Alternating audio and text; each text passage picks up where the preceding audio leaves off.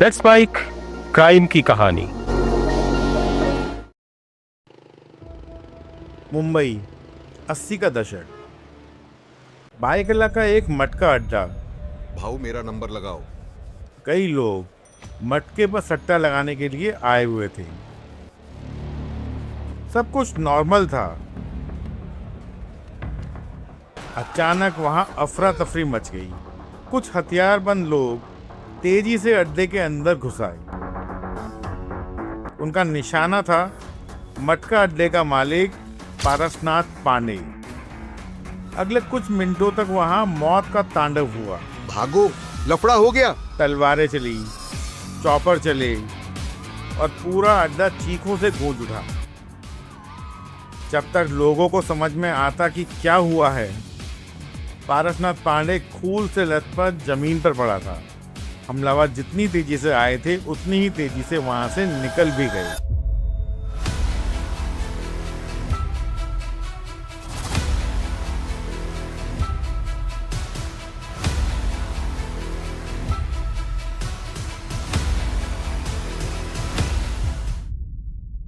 पारसनाथ की मौत के कुछ टाइम बाद मोहन सरमलकर को भी मार दिया गया।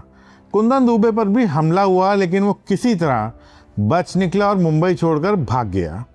कुछ ही महीनों में बाइकला की पूरी पिक्चर बदल गई।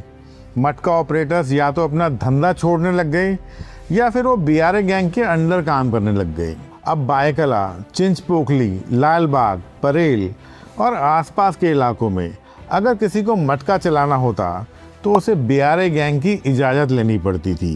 सेंट्रल मुंबई में अब बीआरए गैंग का राज था। रमानायक इस गैंग का सबसे बड़ा चेहरा था। बाबू रशीम उसका सबसे भरोसेमंद साथी और अरुण गवली हर गुजरते दिन के साथ अंडरवर्ल्ड की दुनिया को गहराई से सीख रहा था। लेकिन उसी दौरान एक ऐसी घटना हुई जिसने मुंबई के दो सबसे बड़े गैंग्स को एक साथ ला दिया। खून खराबे के एक मामले में रमानायक गिरफ्तार हो गया। जेल के अंदर उसकी मुलाकात राजन नायर से हुई, जिसे पूरा मुंबई बड़ा राजन के नाम से जानता था। दोनों जल्द ही करीबी दोस्त बन गए। लेकिन बड़ा राजन सिर्फ एक गैंगस्टर ही नहीं था, वो दाऊद इब्राहिम का सबसे भरोसेमंद आदियों में से एक था। रमानायक ने उसकी दोस्ती के जरिए पहली बार दाऊद इब्राहिम तक अपनी पहुंच बनाई। उधर दाऊद इब्राहिम भी एक बड़े झटके से उबरने की कोशिश कर रहा था। उसके बड़े भाई साबिर इब्राहिम की हत्या हो चुकी थी। सब जानते हैं कि इस हत्या के पीछे मन्या सुरवे और पठान गैंग का हाथ था। दाऊद हर हाल में अपने भाई की मौत का बदला लेना चाहता था, लेकिन उसे ऐसे लोगों की ज़रूरत थी जो बिना डरे उसके दुश्मनों तक पहुंच सकें। और सेंट्रल मुंबई में उस समय बीआरए गैंग से ज़्यादा खतरनाक कोई नहीं था। यहीं से दाऊद इब्राहिम और बीआरए गैंग एक साथ आए। ये सिर्फ दोस्ती नहीं थी, ये एक बिजनेस डील थी। दाऊद बीआरए गैंग को अपने दुश्मनों की जानकारी देता, उन्हें हथियार देता और पैसे देता। बीआरए गैंग उन दुश्मनों को रास्ते से हटाती। साबिर इब्राहिम की हत्या के बाद शुरू हुई ये साझेदारी जल्द ही मुंबई के अंडरवर्ल्ड की सबसे खतरनाक ताकत बन गई। दाऊद की एक्यूरेट इन्फॉर्मेशन और बीआरए गैंग की बेखौफ कार्रवाई के दम पर एक एक करके उसके दुश्मन गिरने लगे। पहले मन्या सुरवे को पुलिस एनकाउंटर में मारा गया, उसके बाद पठान गैंग के समद खान को रास्ते से हटाया गया और फिर उसके भाई अब्दुल रहीम खान को भी मार दिया गया। इन लगातार सफल ऑपरेशंस के बाद मुंबई के अंडरवर्ल्ड में एक बात सबकी ज़ुबान पर थी, अगर दाऊद किसी का नाम ले दे तो उसे ख़त्म करने का काम बीआरए गैंग करती थी। यही वजह थी कि सिर्फ कुछ ही सालों में बीआरए गैंग सिर्फ सेंट्रल मुंबई की लोकल गैंग नहीं रही, वो डी कंपनी की सबसे भरोसेमंद ताकत बन चुकी थी। सेंट्रल मुंबई में मटका, वसूली, अवैध शराब और कई दूसरे गैर कानूनी धंधों की जिम्मेदारी बीआरए गैंग ने संभाल ली थी, जबकि डी कंपनी पूरे नेटवर्क को पैसा, हथियार और प्रोटेक्शन देती थी। ये साझेदारी दोनों के लिए फ़ायदा का सौदा थी। रमानायक अपने इलाके का राजा बना रहा और दाऊद इब्राहिम बिना किसी गोलीबारी के सेंट्रल मुंबई में अपनी पकड़ और मजबूत करता चला गया। कुछ सालों तक तो सब कुछ प्लानिंग के हिसाब से बढ़िया चलता रहा। दाऊद इब्राहिम मुंबई के बाहर अपना नेटवर्क फैलाने में लगा था और सेंट्रल मुंबई की जिम्मेदारी लगभग पूरी तरह से बीआरए गैंग के कंधे पर थी। इसी दौरान डी कंपनी के अंदर एक और नाम तेजी से ऊपर उठने लगा, शरद शेट्टी। बहुत जल्दी शरद शेट्टी दाऊद इब्राहिम का सबसे भरोसेमंद आदमी बन चुका था। हवाला, स्मगलिंग, रियल एस्टेट और करोड़ों का लेन देन का बड़ा हिस्सा अब उसी के हाथों में था। दाऊद उसकी राय पर आंख बंद करके भरोसा करता था। उधर रमा नायक भी सेंट्रल मुंबई में अपनी ताकत लगातार बढ़ाता जा रहा था। अब वो वहाँ सिर्फ एक गैंगस्टर की तरह नहीं रह रहा था, वो बिल्डरों के झगड़े, ज़मीनों के विवाद और बड़े बड़े सौदों में भी दखल देने लगा था। लेकिन फिर एक दिन मुंबई के जोगेश्वरी इलाके की एक ज़मीन बीआरए गैंग और डी गैंग के बीच विवाद की वजह बन गई। एक तरफ रमा नायक था और दूसरी तरफ था शरद शेट्टी। इन दोनों के बीच इस ज़मीन की ओनरशिप को लेकर विवाद शुरू हो गया। शुरुआत में दोनों ने आपस में मामला सुलझाने की कोशिश की, लेकिन कोई भी पीछे हटने को तैयार नहीं था। दोनों जानते थे कि ये सिर्फ एक ज़मीन का सवाल नहीं था। जिसकी भी बात मानी जाती, मुंबई के अंडरवर्ल्ड में उसकी हैसियत और भी बढ़ जाती। आखिरकार दोनों दाऊद इब्राहिम के पास पहुंचे। रमा नायक को पूरा भरोसा था कि सालों की साझेदारी और अपने किए हुए एहसानों की वजह से दाऊद उसी का साथ देगा, लेकिन फैसला उसकी उम्मीद के बिल्कुल उलट आया। दाऊद ने रमा नायक की जगह शरद शेट्टी की साइड ली। कुछ सेकंड के लिए पूरा माहौल खामोश हो गया। रमा नायक यकीन ही नहीं कर पा रहा था कि जिस आदमी के लिए उसने इतने सालों तक खून बहाया, उसके दुश्मनों को रास्ते से हटाया, आज उसी आदमी ने उसे ठुकरा दिया। उस दिन सिर्फ एक ज़मीन का फैसला नहीं हुआ था, उस दिन मुंबई के दो सबसे बड़े साथियों के बीच भरोसा टूट गया था। इस घटना के बाद रमा नायक ने अपने आप को डी गैंग से अलग कर लिया और बहुत जल्द ये अलग होना मुंबई की सबसे बड़ी गैंग वॉर में बदलने वाला था। इसके कुछ दिनों बाद रमा नायक का पुलिस ने इनकाउंटर कर दिया। ऐसा माना जाता है कि दाऊद के कहने पर ही पुलिस ने रमा नायक का इनकाउंटर किया था। इसके बाद बाबू रेशम का भी जेल में मर्डर कर दिया गया। बीआरए गैंग कुछ ही महीनों के अंदर अपने दो सबसे बड़े लीडर्स को खो चुका था। पहले रमा नायक पुलिस इनकाउंटर में मारा गया और फिर जेल के अंदर बाबू रेशम। अब पूरे गैंग के सामने सिर्फ एक सवाल था, क्या बीआरए गैंग भी खत्म हो जाएगी? मुंबई के अंडरवर्ल्ड में ज़्यादातर लोगों को यही लगता था, क्योंकि रमा नायक ही इस गैंग का असली दिमाग था और बाबू रेशम उसकी सबसे बड़ी ताकत। दोनों के बिना बीआरए गैंग का बचना लगभग नामुमकिन लग रहा था। लेकिन वहीं एक आदमी चुपचाप सब देख रहा था, अरुण गवली। अब तक वो हमलों की योजना बनाता था, इलाके संभालता था और गैंग के कारोबार पर नज़र रखता था। लेकिन अब हालत बदल चुके थे। गैंग को एक नए सरगना की ज़रूरत थी और ये जिम्मेदारी जाकर अरुण गवली के कंधों पर गिरी। उसने बिखरते हुए बीआरए गैंग को दोबारा संगठित करना शुरू किया। दगड़ी चौल अब ये सिर्फ उसका घर नहीं रहा, धीरे धीरे वही बीआरए गैंग का नया हेडक्वार्टर बन गया। यहीं से फैसले लिए जाते थे और लोग यहीं वसूली का पैसा लाकर देते थे और यहीं मुंबई के कई बड़े अपराधों की योजना बनने लगी। लेकिन गवली के सामने सिर्फ गैंग को संभालने की चुनौती नहीं थी, एक और सवाल उसे बार बार परेशान कर रहा था।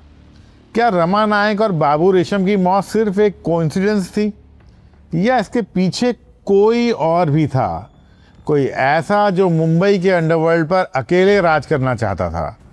उस समय उसके पास कोई सबूत नहीं था, लेकिन बीआरए गैंग के कई लोगों के मन में एक ही नाम उभरने लगा था कि इन सब के पीछे दाऊद इब्राहिम का हाथ है। मुंबई का अंडरवर्ल्ड तेजी से बदल रहा था। दाऊद इब्राहिम तेजी से अपना साम्राज्य फैला रहा था। सिर्फ डोंगरी नहीं, अब उसकी नज़र पूरे मुंबई पर थी। हर नया बिल्डर, हर बड़ा व्यापारी, हर मटका अड्डा और हर शराब का कारोबारी अब किसके प्रोडक्शन में काम करेगा, इसका फैसला ताकत से होने लगा। और यहीं से शुरू हुई पैसों की जंग। जो इलाके कभी बीआरए गैंग के माने जाते थे, वहाँ भी दाऊद के लोग अपनी मौजूदगी दर्ज कराने लगे। वसूली का हिस्सा मांगा जाने लगा। कुछ कारोबारियों से तो दो गैंग पैसे मांग रहे थे। अगर एक को पैसा दो तो दूसरा दुश्मन बन जाता। मुंबई का अंडरवर्ल्ड धीरे धीरे दो हिस्सों में बंटने लगा, एक तरफ दाऊद इब्राहिम और दूसरी तरफ अरुण गवली। लेकिन दोनों में से कोई भी पहली गोली नहीं चलाना चाहता था, क्योंकि दोनों जानते थे कि अगर ये जंग शुरू हुई तो मुंबई कई सालों तक खून में डूब जाएगी। लेकिन रमा नायक और बाबू रेशम की मौत के बाद, क्योंकि अब ये लड़ाई पैसों की बन चुकी थी, दोनों गैंग ज़्यादा से ज़्यादा पैसा वसूलना चाहते थे, क्योंकि जिसके पास ज़्यादा पैसा होता वो ही ज़्यादा हथियार खरीद सकता था, ज़्यादा लोगों को अपने साथ जोड़ सकता था और पुलिस से लेकर नेताओं तक अपनी पहुंच बना सकता था। इसलिए दोनों गैंग एक दूसरे के सबसे इम्पॉर्टेंट पैसे के नेटवर्क पर नज़र रखे हुए थे। इसी दौरान अरुण गवली की नज़र एक ऐसे आदमी पर पड़ी जो बंदूक तो नहीं चलाता था, लेकिन वो दाऊद के पूरे पैसे को संभालता था। उसका नाम था सतीश राजे। अंडरवर्ल्ड में उसकी पहचान किसी शार्प शूटर की नहीं थी, बल्कि एक ऐसे भरोसेमंद आदमी की थी जो दाऊद के पैसों, वसूली और कारोबार से जुड़े कई अहम काम संभालता था। दाऊद उसे अपने सबसे भरोसेमंद लोगों में गिनता था। गवली अच्छी तरह समझ चुका था कि अगर दाऊद की ताकत को सचमुच कमज़ोर करना है तो उसके सबसे भरोसेमंद लोगों को निशाना बनाना होगा। दाऊद दुबई जा चुका था। उस तक सीधे पहुंचना आसान नहीं था, लेकिन उसके साम्राज्य को चलाने वाले लोगों तक पहुंचना पॉसिबल था। इसलिए फैसला किया गया कि पहला वॉर दाऊद पर नहीं, बल्कि उसके सबसे महत्वपूर्ण साथियों पर किया जाएगा। कुछ टाइम बाद मुंबई की एक बिजी रोड पर सतीश राजे अपनी कार से जा रहा था। उसे शायद जरा भी अंदाज़ा नहीं था कि कई दिनों से उसकी हर मूवमेंट पर कोई नज़र रखे हुए है। जैसे ही उसकी कार तय जगह पर पहुंची, पहले से ही घात लगाए हमलावरों ने अचानक उस पर गोलियों की बौछार कर दी। पहले हथौड़े से उसकी कांच के शीशे तोड़े गए और फिर उसके ऊपर गोलियों की बौछार कर दी गई। हमला इतना तेज और प्लान था कि सतीश राजे को संभलने का मौका तक नहीं मिला। कुछ ही सेकंड में उसकी मौत हो चुकी थी और हमलावर वहाँ से फरार हो चुके थे। इस हत्या ने पूरे अंडरवर्ल्ड को झकझोर कर रख दिया। ये सिर्फ दाऊद के एक साथी की हत्या नहीं थी, ये दाऊद इब्राहिम को खुली चुनौती थी। संदेश बिल्कुल साफ था। अरुण गवली अब बचाव की मुद्रा में नहीं था, उसने पलटवार शुरू कर दिया था। सतीश राजे की हत्या के बाद दाऊद इब्राहिम को यह एहसास हो चुका था कि अरुण गवली अब सीधे डी कंपनी को चुनौती दे रहा है। लेकिन गवली यहीं रुकने वाला नहीं था। उसने समझ लिया था कि अगर दाऊद के साम्राज्य को वास्तव में कमज़ोर करना है तो सिर्फ उसके शार्प शूटर्स को मारने से कुछ नहीं होगा। उसकी असली ताकत उसके पैसों का नेटवर्क था, वही नेटवर्क जिसने उसे मुंबई के सबसे ताकतवर डॉन की कुर्सी तक पहुंचाया था। इसलिए इस बार गवली ने बंदूक चलाने वाले आदमी को नहीं, बल्कि दाऊद के फाइनेंशियल सिस्टम से जुड़े एक ऐसे आदमी को निशाना बनाया जिसकी मौत पूरी डी कंपनी के लिए एक बड़ा झटका साबित हो सकती थी। उसका नाम था महेंद्र चौरड़िया। महेंद्र चौरड़िया एक बड़ा बिल्डर था। उसे रेस खेलने का बहुत शौक था। वो दाऊद इब्राहिम का बेहद करीबी माना जाता था। वो उन लोगों में था जिन पर दाऊद अपने आर्थिक मामलों में भरोसा करता था। गवली को अच्छी तरह पता था कि अगर महेंद्र चौरड़िया उसके हाथ लग गया तो वो डी कंपनी के आर्थिक ढांचे को बड़ी चोट पहुंचा सकता है। योजना बेहद सिंपल थी। गवली के लोगों ने कई दिनों तक महेंद्र चौरड़िया की गतिविधियों पर नज़र रखी। ये देखा गया कि वो कहाँ जाता है, किस समय निकलता है और उसकी सुरक्षा व्यवस्था कैसी है। आखिरकार मौका मिला महालक्ष्मी रेस कोर्स में। रेस ख़त्म होने के बाद जब महेंद्र चौरड़िया वीआईपी गेट से बाहर निकला और अपनी कार की तरफ बढ़ा, तभी हथियारबंद लोगों ने उसे घेर लिया। उन्होंने बंदूक की नोक पर उसे जबरन गाड़ी में बिठाया और उसे लेकर दगड़ी चाल आ गए। इसके बाद अरुण गवली ने सीधे दुबई में बैठे दाऊद इब्राहिम को फ़ोन किया। फ़ोन पर दाऊद से कोई लंबी बातचीत नहीं हुई। ऐसा कहते हैं कि उसे सिर्फ महेंद्र चौरड़िया की चीखें सुनाई गई। ये किसी फिरौती का मामला नहीं था, ये एक संदेश था। गवली दाऊद को बताना चाहता था कि वो किसी भी आदमी तक पहुंच सकता है। कुछ टाइम बाद महेंद्र चौरड़िया की हत्या कर दी गई। उसकी लाश मुंबई में फेंक दी गई। महेंद्र चौरड़िया की हत्या ने दाऊद इब्राहिम समझ चुका था कि उसने अगर अरुण गवली को पूरी ताकत से जवाब नहीं दिया तो अरुण गवली उसके पूरे मुंबई नेटवर्क को एक एक करके ख़त्म कर देगा। यही वो मोड़ था जहां से गैंग वॉर ने पहले से भी ज़्यादा खतरनाक रूप ले लिया। सतीश राजे और महेंद्र चौरड़िया की हत्या ने दाऊद को अंदर तक झकझोर दिया। ये सिर्फ उसके भरोसेमंद साथियों की मौत नहीं थी, बल्कि डी कंपनी की ताकत और उसकी इज्जत पर सीधा हमला था।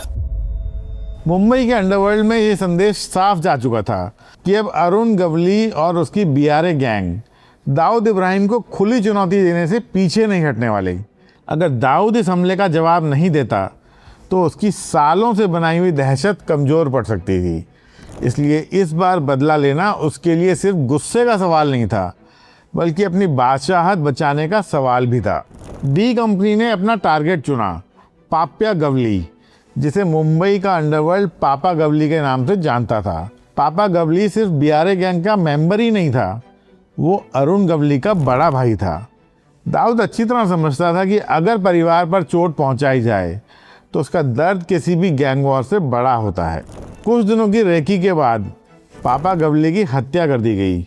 इस एक हत्या ने इस गैंग वॉर के सारे नियम बदल दिए। अब तक लड़ाई गैंग के लोगों के बीच होती थी, लेकिन अब परिवार भी इन्वॉल्व हो गया था। पापा गवली की मौत ने अरुण गवली को अंदर तक झकझोर दिया। अब ये सिर्फ वर्चस्व की लड़ाई नहीं रह गई थी, ये उसके अपने खून का बदला था। इसके बाद दोनों तरफ से हमले और भी तेज और बेरहम होते गए, लेकिन अरुण गवली के मन में एक बात साफ थी, अगर दाऊद ने उसके परिवार को हाथ लगाया है तो अब जवाब भी उतना ही बड़ा होगा। दाऊद को भी शायद ये अंदाज़ा नहीं था कि उसके इस बार का जवाब अरुण गवली ऐसी जगह देगा जिसकी गूंज सिर्फ मुंबई में नहीं दुबई तक सुनाई देगी। पापा गवली की हत्या के बाद अरुण गवली पूरी तरह बदल चुका था। अब ये सिर्फ गैंग वॉर नहीं रही थी, दाऊद इब्राहिम ने उसके परिवार पर वार किया था और गवली इस बात को किसी भी कीमत पर भूलने वाला नहीं था। गवली और उसके साथियों ने फैसला किया कि अब जवाब भी उन्हें उसी भाषा में दिया जाएगा। अगर डी कंपनी ने गवली के भाई को निशाना बनाया है तो दाऊद के परिवार तक भी ये लड़ाई पहुंचेगी। निशाना चुना गया इब्राहिम पार्कर। इब्राहिम पार्कर दाऊद इब्राहिम का सगा बहनोई था। उसने दाऊद की बहन हसीना पार्कर से शादी की थी। दक्षिण मुंबई, खासकर नागपाड़ा और आसपास के इलाकों में उसकी अच्छी पकड़ मानी जाती थी। गवली गैंग ने कई दिनों तक उसकी गतिविधियों पर नज़र रखी। ये देखा गया कि वो किन जगहों पर जाता है, किस समय निकलता है और उसके साथ कितने लोग रहते हैं। आखिरकार हमला करने के लिए एक दिन तय किया गया, 26 जुलाई 1992। उस शाम इब्राहिम पार्कर नागपाड़ा में स्थित कादरी होटल के बाहर था। तभी मोटरसाइकिल पर आए हमलावरों ने उस पर ताबड़तोड़ गोलियां चला दी। इस हमले को अंजाम देने वालों में शैलेश हल्दनकर और बिपिन शेरे शामिल थे। ये दोनों अरुण गवली गुट से जुड़े माने जाते थे। गोलियां चलने के बाद इब्राहिम पार्कर घायल होकर ज़मीन पर गिर पड़ा। उसे तुरंत अस्पताल ले जाया गया, लेकिन डॉक्टर उसकी जान नहीं बचा सके। मुंबई में ये खबर जंगल की आग की तरह फैल गई। पहली बार दाऊद इब्राहिम के परिवार के किसी मेंबर को दिन दहाड़े मार दिया गया था। दाऊद के लिए ये सिर्फ एक रिश्तेदार की मौत नहीं थी, ये उसकी इज्जत, उसकी ताकत और उसके पूरे संगठन को दी गई खुली चुनौती थी। कहते हैं कि जब दुबई में बैठे दाऊद इब्राहिम को इब्राहिम पार्कर की मौत की खबर मिली तो वो गुस्से से बेकाबू हो गया। उसने तुरंत अपने भरोसेमंद साथी छोटा राजन को उसका बदला लेने के लिए कहा, लेकिन दाऊद के दुश्मन पुलिस की गिरफ्त में थे और पुलिस बंदोबस्त बहुत ज़्यादा था, तो छोटा राजन इस प्लान को एग्जीक्यूट नहीं कर पाया। दाऊद का गुस्सा और बेचैनी बहुत ज़्यादा बढ़ गई थी। ये देखकर छोटा शकील और सुनील सावंत ने दाऊद से इस काम को करने की परमिशन मांगी। छोटा शकील और सुनील सावंत के कहने पर दाऊद ने उन्हें ये काम दे दिया। सुभाष सिंह ठाकुर, सुनील सावंत और अनिल परब, इन तीनों ने ये बदला लेने का जिम्मा उठाया। लेकिन दाऊद इस बार सिर्फ हथियारों को मारना नहीं चाहता था, वो पूरे मुंबई को एक ऐसा मैसेज देना चाहता था कि आने वाले सालों तक कोई भी डी कंपनी के परिवार की तरफ आंख उठाकर देखने की जुर्रत न कर सके। उधर मुंबई में पुलिस को अंदाज़ा था कि हालत कभी भी बेकाबू हो सकते हैं। इब्राहिम पार्कर की हत्या करने वाले शैलेश को गिरफ्तार कर लिया गया था और उसे इलाज के लिए जे हॉस्पिटल में भर्ती करवाया गया। पुलिस को लगता था कि हॉस्पिटल की सिक्योरिटी सफिशिएंट है। पुलिस ने ये कल्पना भी नहीं की थी कि कोई गैंग खुलेआम हॉस्पिटल के अंदर घुसकर हमला करने की हिम्मत करेगा। लेकिन डी कंपनी अब बदला लेने के लिए किसी भी हद तक जाने को तैयार थी। 12 सितंबर 1992 जे हॉस्पिटल हमेशा की तरह मरीजों, डॉक्टर्स, नर्सेज और मरीजों के परिवारजनों से भरा हुआ था। हर वार्ड के बाहर लंबी कतारें थी। स्ट्रेचर लगाकर एक वार्ड से दूसरे वार्ड तक पेशेंट ले जाए जा रहे थे और अस्पताल का पूरा स्टाफ अपनी रेगुलर काम में लगा हुआ था। इसी भीड़ के बीच कुछ ऐसे लोग भी हॉस्पिटल में दाखिल हुए जिन पर किसी का ध्यान नहीं गया। ये किसी मरीज के रिश्तेदार जैसे दिख रहे थे। उनके चेहरे बिल्कुल ऑर्डिनरी थे। उनकी चाल में कोई घबराहट नहीं थी। उनके हाथ खाली थे, लेकिन उनके कपड़ों के अंदर छिपे थे ऑटोमेटिक हथियार। और उनके दिमाग में सिर्फ एक ही मिशन था, शैलेश हल्दनकर की मौत। वो सीधा उस वार्ड की तरफ बढ़े जहां शैलेश एडमिट था। कुछ सेकंड तक उन्होंने पूरे इलाके का जायजा लिया।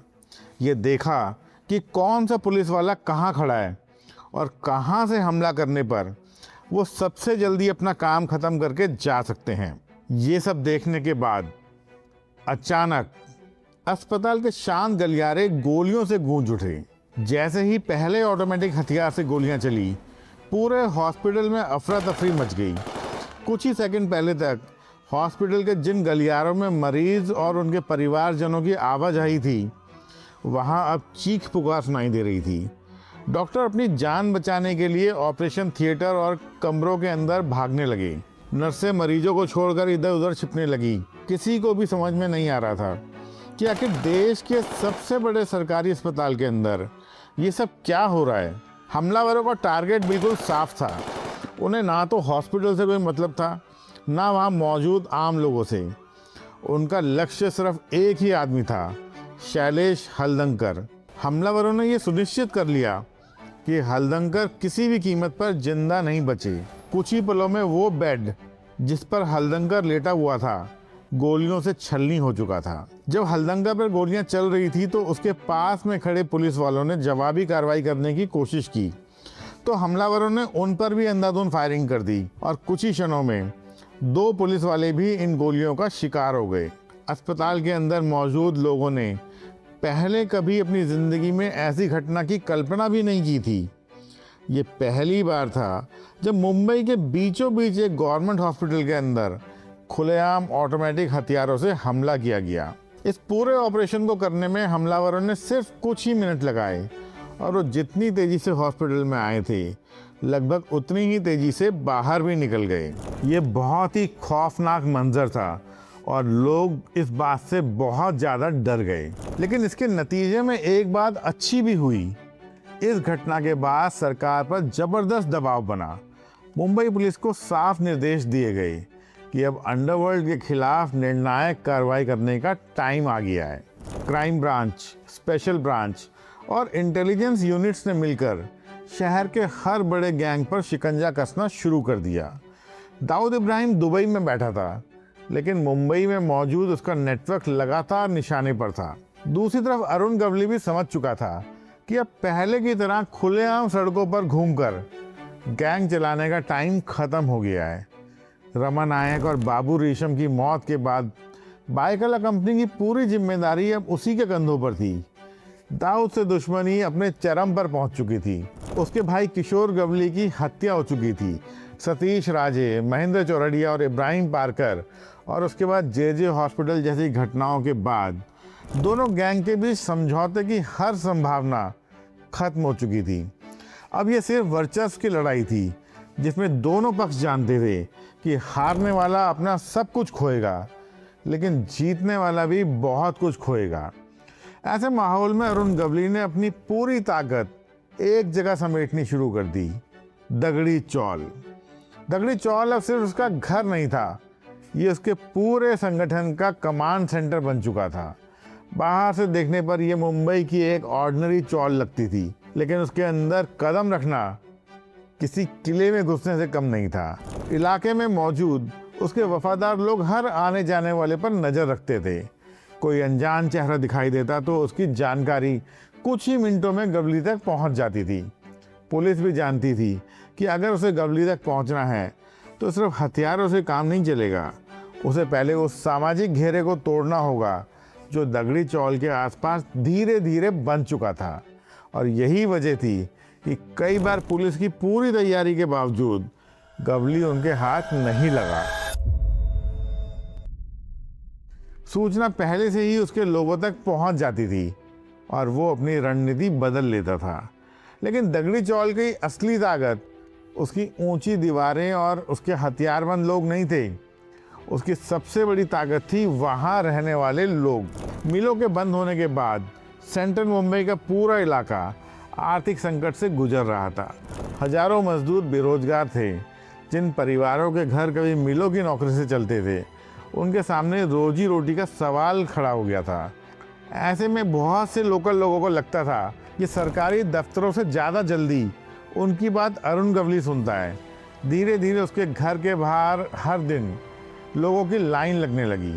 कोई पारिवारिक विवाद लेके आता, कोई फैमिली मैटर लेके आता, तो कोई पैसों की मदद मांगता, कोई नौकरी की उम्मीद करता, तो कोई अपने इलाके की किसी प्रॉब्लम का सॉल्यूशन चाहता।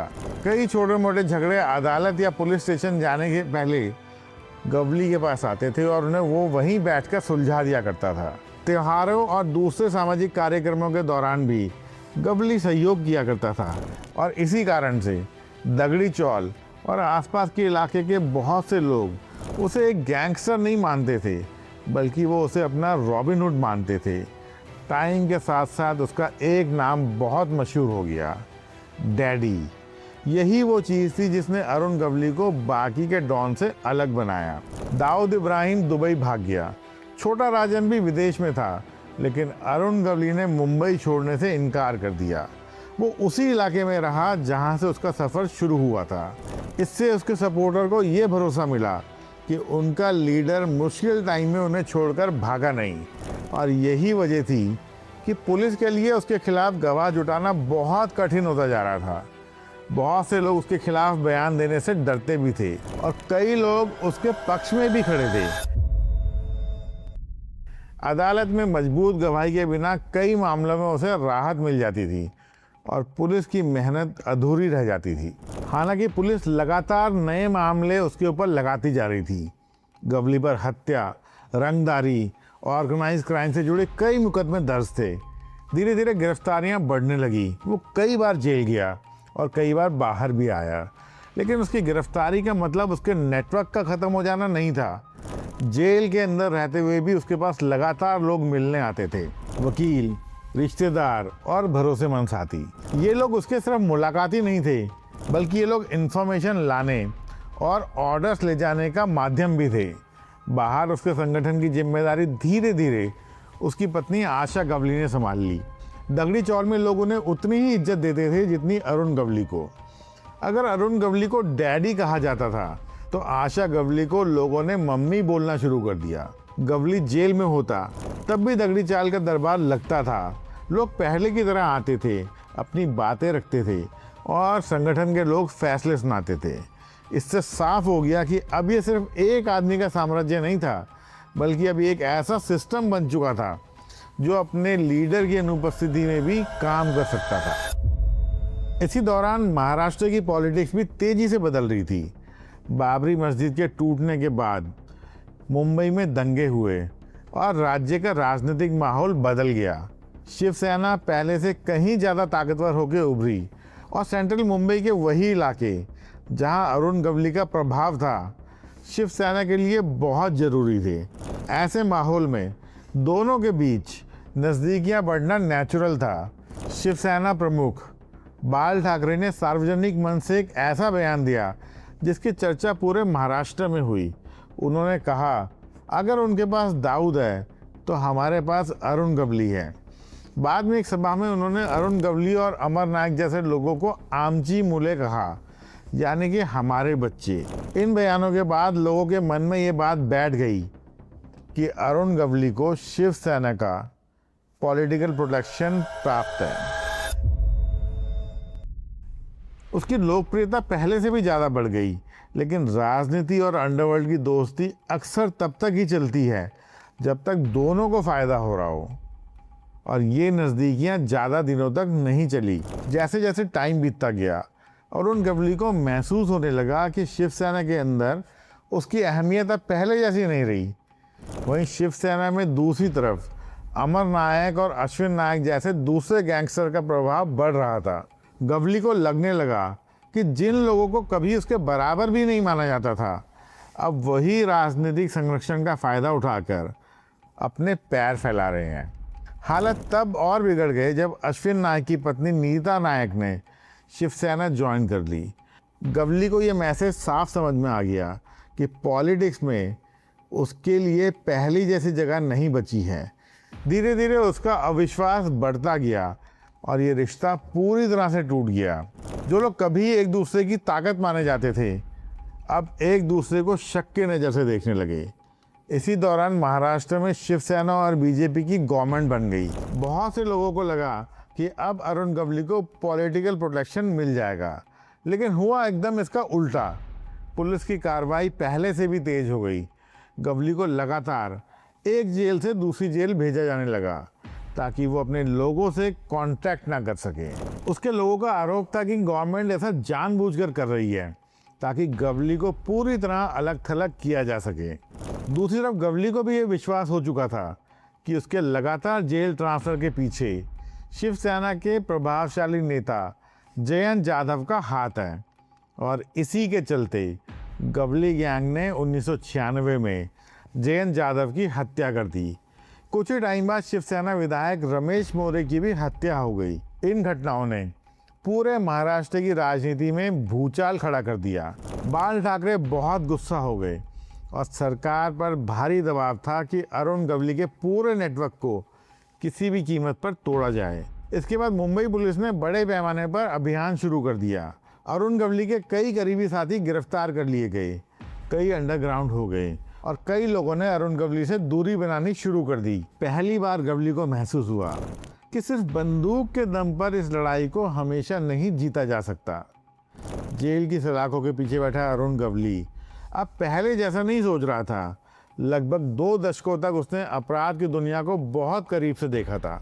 उसने दोस्ती को दुश्मनी में बदलते देखा था, गैंग बनते और टूटते देखा था, और ये भी देखा था कि जो डॉन कभी मुंबई की सड़कों पर राज करते थे, उनमें से कोई पुलिस की गोलियों का शिकार हो गया, कोई विदेश भाग गया और कोई जेल की अंधेरी काल कोठरी में गुम हो गया। उसे ये भी समझ में आ गया कि अंडरवर्ल्ड की ताकत हमेशा नहीं रहती। और यहीं से उसके जीवन का सबसे बड़ा मोड़ शुरू हुआ।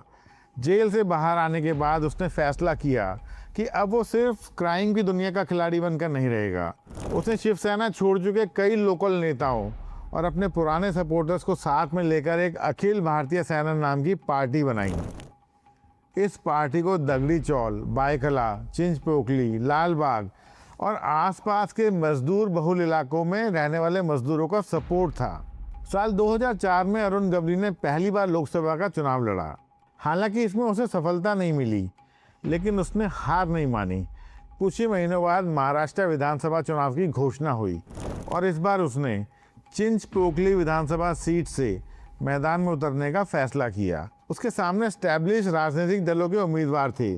विरोधियों का मानना था कि एक गैंगस्टर चुनाव तो लड़ सकता है, लेकिन जनता उसे विधायक नहीं बनाएगी। मगर इलेक्शन का नतीजा आने के बाद पूरा माहौल बदल गया। जिस आदमी के नाम से कभी पुलिस फाइलें भरी रहती थी, उसी आदमी को हजारों लोगों ने वोट देकर महाराष्ट्र विधानसभा भेज दिया। अरुण गवली अब सिर्फ दगड़ी चाल का डॉन नहीं था, वो एक इलेक्टेड विधायक भी था। विधायक बनने के बाद उसकी इमेज पूरी तरह तो नहीं बदली। उसके सपोर्टर उसे अब भी पहले की तरह डैडी ही कहते रहे। उसके काफिले में आज भी उसके पुराने वफादार दिखाई देते थे। फ़र्क सिर्फ इतना था कि अब उसके पीछे पुलिस की गाड़ियाँ उसे पकड़ने के लिए नहीं, बल्कि एक जनप्रतिनिधि की सुरक्षा के लिए चलती थी। एक टाइम जिस आदमी को पुलिस शहर का सबसे बड़ा खतरा मानती थी, वही अब सरकारी सुरक्षा के साथ विधानसभा जाता था। हालांकि राजनीति में आने का ये मतलब नहीं था कि उसकी पास की परछाइयाँ ख़त्म हो चुकी थी। उसके खिलाफ दर्ज पुराने मुकदमे अभी भी चल रहे थे। पुलिस की नज़रें अब भी उस पर पहले की तरह टिकी हुई थी। उसका हर कदम खबर बनता था और हर गतिविधि पर सवाल उठते थे। उसने राजनीति के जरिए अपनी पहचान बदलने की कोशिश ज़रूर की, लेकिन उसके पास ने उसका पीछा कभी नहीं छोड़ा और यही वजह थी कि उसका नाम आज भी भारतीय अंडरवर्ल्ड के इतिहास में उतनी ही मजबूती से दर्ज है जितना महाराष्ट्र की राजनीति के इतिहास में। अरुण गवली की कहानी को सिर्फ एक गैंगस्टर की कहानी कह देना शायद उसके पूरे सफ़र के साथ न्याय नहीं होगा। वो एक मिल मजदूर के परिवार से निकला लड़का था जिसने बेरोजगारी के दौर में अपराध का रास्ता चुना। फिर उसने अपना गैंग बनाया, मुंबई के सबसे ताकतवर डॉन से दोस्ती की, उसी से दुश्मनी मोल ली, गैंगवार देखी, जेल देखी, सत्ता की राजनीति देखी और आखिरकार विधानसभा तक पहुंच गया। और शायद इसी वजह से आज भी जब मुंबई के अंडरवर्ल्ड की सबसे चर्चित कहानियां सुनाई जाती हैं तो दाऊद इब्राहिम, छोटा राजन और हाजी मस्तान जैसे नामों के साथ एक नाम हमेशा लिया जाता है, अरुण गवली, दगड़ी चौल का वो लड़का जिसे कभी लोग डैडी कहते थे। ये मुंबई के इतिहास का एक ऐसा किरदार बन गया जिसके बारे में सबकी राय एक जैसी नहीं है। किसी की नज़र में वो एक निर्दयी अपराधी है तो किसी की नज़र में अपने इलाके का नेता और किसी की नज़र में सिर्फ रॉबिन हुड। तो दोस्तों, आपको आज का एपिसोड कैसा लगा कमेंट सेक्शन में कमेंट करके ज़रूर बताइएगा। अभी आपसे लेता हूँ आज के लिए इजाज़त। जल्दी मिलता हूँ एक नई कहानी के साथ। तब तक के लिए नमस्कार और जय हिंद।